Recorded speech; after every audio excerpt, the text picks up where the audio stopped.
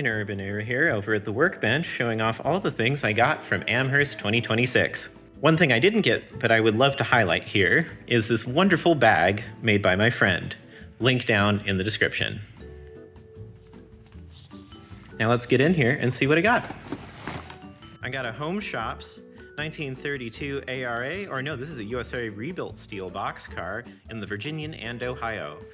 They've been doing a whole bunch of maintenance of way models of the V&O, which weren't as useful, so it was wonderful to be able to get a revenue service boxcar in V&O paint to honor, of course, Alan McClellan's legendary layout. Up next is a Molico Sioux-Line Color Mark boxcar. I've wanted a nice version of this since I was a kid when I had the silly Mantua or Bachmann version. So it'll be wonderful to have a completely accurate Sioux-Line Color Mark boxcar on the layout. Next up is this wonderful Burkina ambulance I got from Masterbuilt Models. I've wanted one of these since they came out earlier this year, and honestly, for 30 bucks straight from Masterbuilt without having to pay shipping, it was a deal. This is a 1965-66 Comet Meteor, I think. Yeah, the Miller Meteor type ambulance. Pretty cool, and will be a wonderful thing on the Oakland side of the layout once we get to making that one day. Up next are three different Burkina things.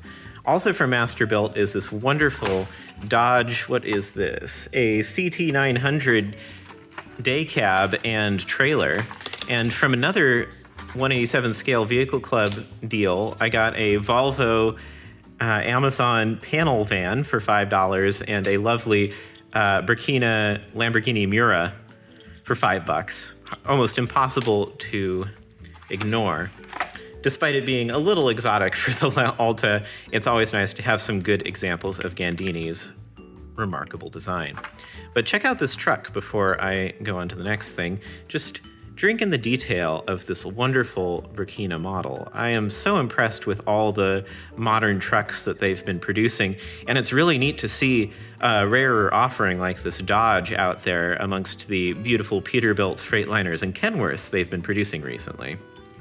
Very, very period truck for the 60s.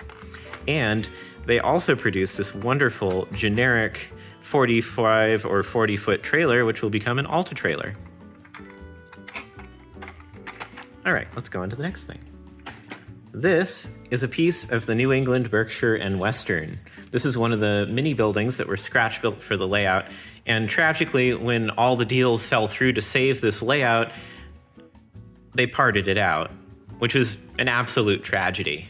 But one of the nice things is that we were able to get a nice little piece of the layout affordably. So what I'm gonna do with this versus being on an actual model railroad, I'm gonna make a little shadow box for it, hang it on the wall, and have a little informational placard below it, because this was one of the most inspiring layouts of my entire life on how to approach composing realistic scenes and also scratch building and kit bashing exactly the structures you need versus just using out-of-the-box Walthers. Not to mention, I think their website was the first I ever paid money for because they had great reference research for model train stuff. Sadly, I think the website is also gone. We lost so much with the loss of the New England, Berkshire, and Western, and I hope that another layout of its caliber comes along in my lifetime. Okay, there's a chance it might be archived on archive.org, link in the description. Okay, the Crow River Products booth was one of the really most fun ones I came across.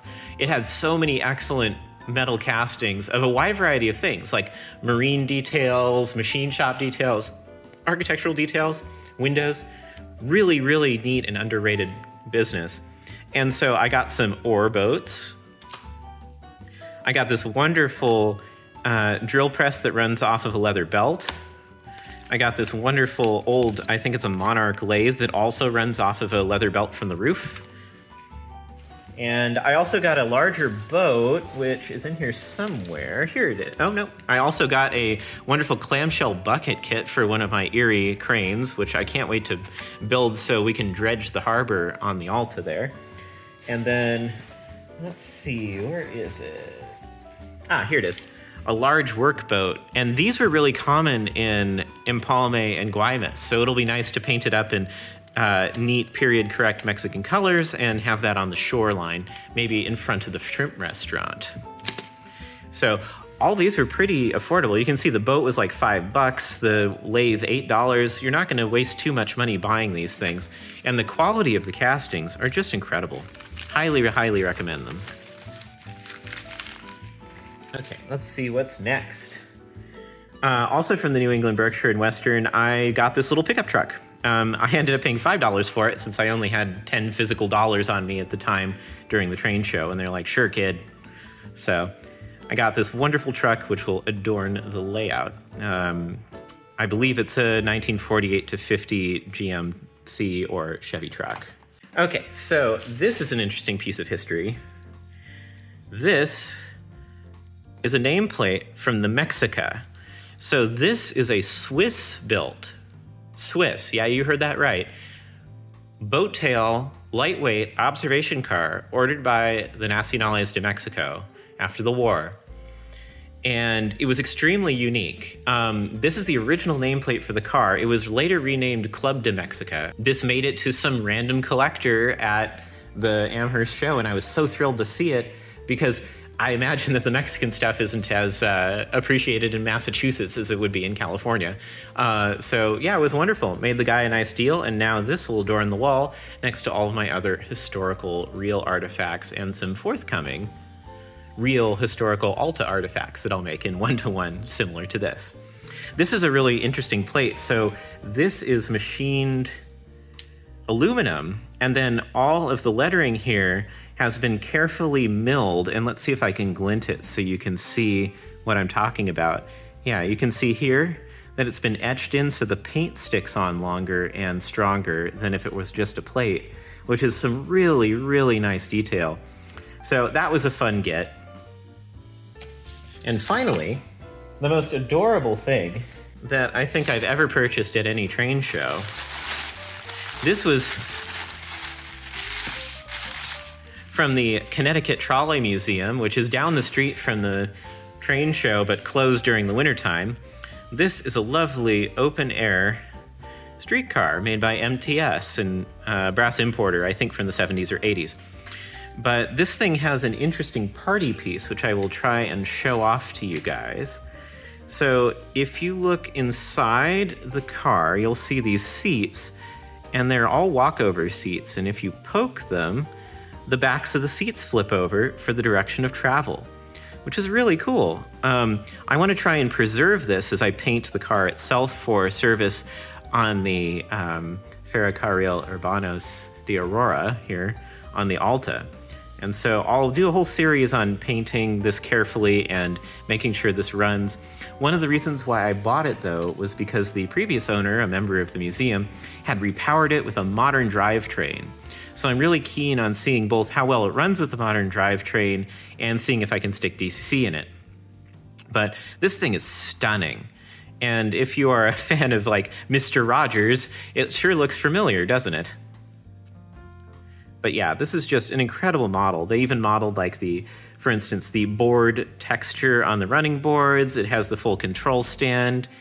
It's just a stunning, stunning model. But I can't wait for this to run around the layout. Let's see, is there anything else left?